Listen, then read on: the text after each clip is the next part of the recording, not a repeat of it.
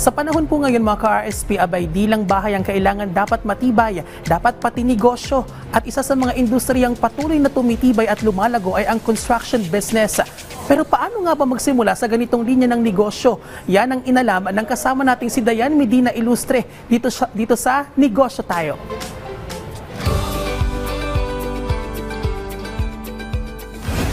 Kwento niyo po kami, paano po ba kayo napasok sa construction business? Actually po, ako po isang licensed civil engineer. So nag-start po ako as practicing engineer sa isang malaking kumpanya po ng construction dito sa Pilipinas. And then after, nagkaroon ako ng project sa simbahan. So dun ko na-realize after nung isang project na yun, kaya ko pala gumawa ng mga buildings and bahay. So nag-try akong magtayo ng sarili kong kumpanya po. So sa pagtatayo mo ba, may hesitations ba? Natakot ka ba nung una? Because coming from an big company, construction company, bilang isang empleyado, susubok ka Parang talagang you're gonna take risk to open up your own business.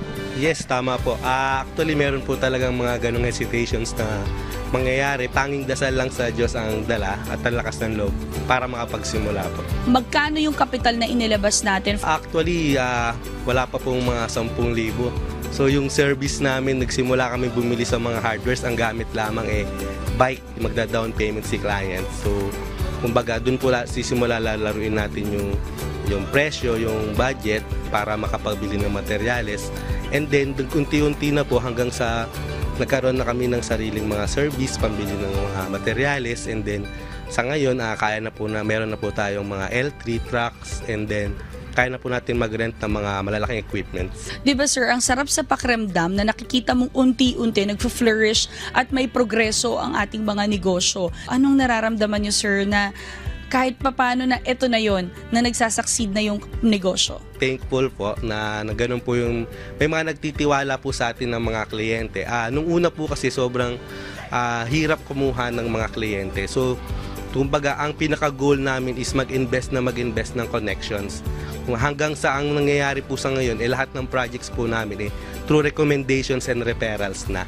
Ang pinaka-goal po namin is yung easiness ni client. Si client is wala na po siyang iintindihin. Kumbaga, from the scratch, kami na po yung nandyan, more on progress na lamang po ang babantayan nila. And then, after po ng mga projects namin, ang mga nangyayari po is nagiging kaibigan po namin talaga yung mga kliyente. Minsan, yung sa simbahan po, yung pari na naging client namin, naging ninong pa namin sa kasal, siya rin po mismo yung nagkasal sa amin. So yung mga ganong connections po yung talagang tinitreasure namin.